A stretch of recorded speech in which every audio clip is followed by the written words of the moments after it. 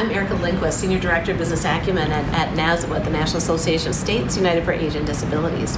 I'm joined today with Debbie Gully, who's going to tell us a little bit about AAA 7 and some initiatives that they've taken to implement some practices to really sustain their organization and maximize their business opportunities. So, Debbie, tell me a little bit about AAA 7. AAA 7 is a private nonprofit. We are an area agency on aging, one of a network of 12 in the state of Ohio. And as part of that, we work with the state of Ohio to do case management for some waiver programs. We do Older Americans Act programs, and we have a Veterans Directed program as well. So we're interested in a lot of different kinds of projects. All right, so the HCBS Business Acumen Center is really interested in and works very hard to help community-based organizations, and particularly those that serve disabilities, improve their business capacity in one way or another, to develop relationships or whatever it should be. Now, I know that you've been doing some interesting work. Tell me what you've done recently to maximize your business opportunities. Okay, so the state of Ohio had the opportunity to do a duals demonstration, and we were one of the first states that got to do that. And as part of that, it involved moving to a managed care type model for duals in the urban areas. We're rural.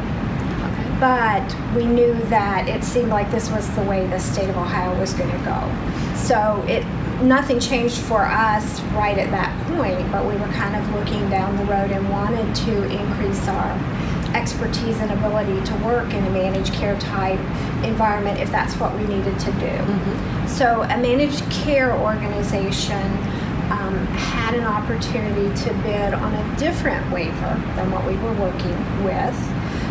And came to us and asked if we would be willing to provide care management under the different waiver. And so it was a different population because we were used to working with people over the age of 60. Mm-hmm. And this was a group of people with physical disabilities anywhere from birth up to age 59. Mm-hmm. So it was a new population. It was kind of new players to work with. And we really wanted to see what we could learn from the project and expand the skills of our staff. And so correct me if I'm wrong, but part of it too is that you're filling a gap. And my understanding is that there's no centers for independent living in your area. Correct. None. So you were an identified need to help serve a population where there was nobody currently available. Correct. Excellent. So tell me a little bit more about the relationship that you developed with the managed care organization, how you created those linkages, how you added value, and so forth. The managed care organization learned about some of the work that area agencies on aging do because of the other projects in Ohio in the urban areas. So when they had the opportunity to do the project in an area that was completely rural, they came to us and asked us if we could do similar kind of work, what they were used to doing. So they came to us and they wanted to basically get the proposal from the state approved, and then they asked if they could subcontract with us and have us provide the actual staff and the actual day-to-day management of the people in the communities in the geographic area that we were serving. Okay. So what would you say was the biggest success that came from this partnership? I think for us, we were used to doing a contract with the state where the state paid our costs. I mean, we had an established budget that we couldn't go over, but the state, and we had to abide by Medicaid requirements for what the funding could be expended for, but they basically paid our costs. Okay. So we had to, meet their requirements, and they supervised us very closely, but they paid the cost. There wasn't a risk for us. Okay. And so in this project, it's paid per member per month for all of our case management services and a few other things thrown in there. So we had to come up with what was a rate. Okay. And it's that rate and no more.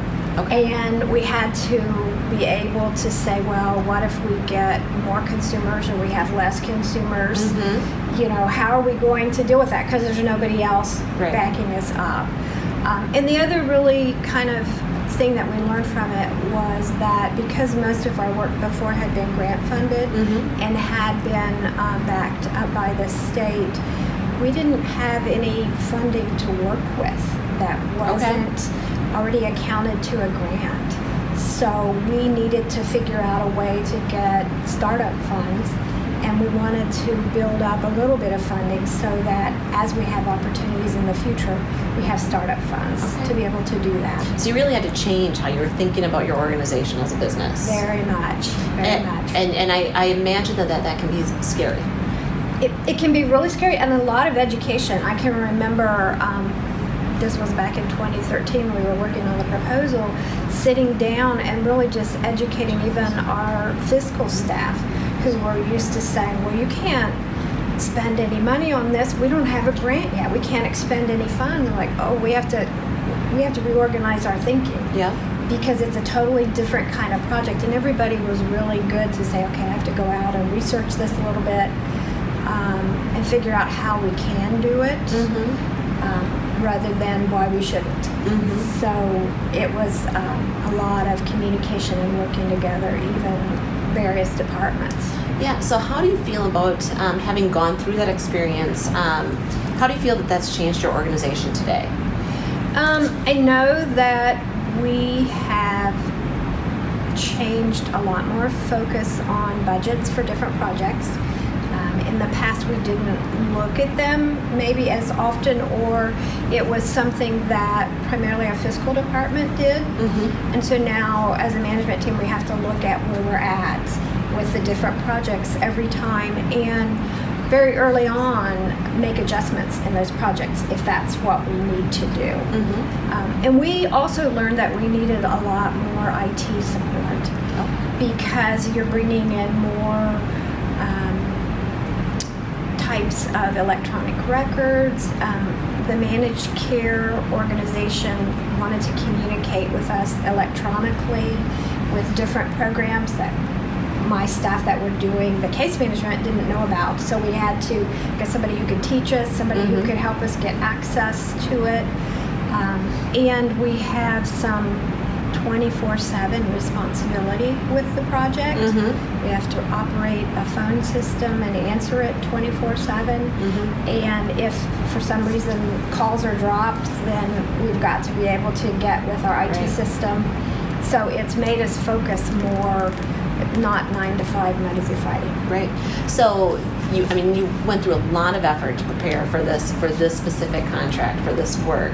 Now that you've gone through all that preparation, has it put you into a position where you were able to bring in even new business from outside sources just because of your infrastructure?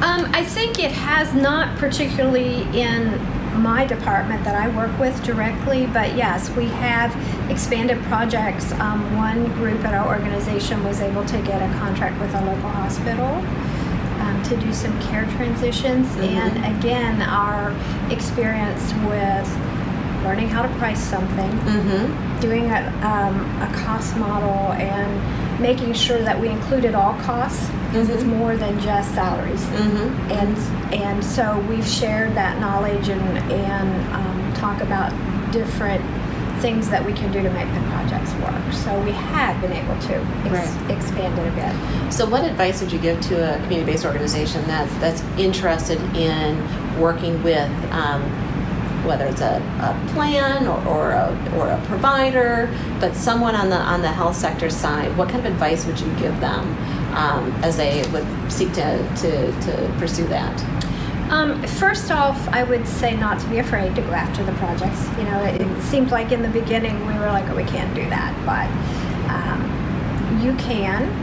You need to look at the staff that you're working with or the people in your organization, kind of the different experiences they've had, because a lot of people brought experiences to the table that we didn't know they had until we started talking about it, and then we could either tap into that experience or they had contacts. Okay. So you have to look outside just the people directly involved Mhm. in the project sometimes. So communicating with other staff at your organization was good. And then also just read contracts very carefully. Okay. And make sure that you know what you're agreeing to and that everybody is committed to doing what you need to do to make that contract work. Excellent, great. Is there anything else that we should share with the audience? It's doable. Okay. It's doable. Yeah. We look forward to diving into this quite a bit more as we have our webinar and the release of her full story that she shared with us for the NASAWID Stories from the Field contest on behalf of the HCBS Business Acumen Center. So thank you for your work. Thank you for your submission. We're excited to hear so much more from you. All right. Thank you so much for having us. Thank you. Mm-hmm.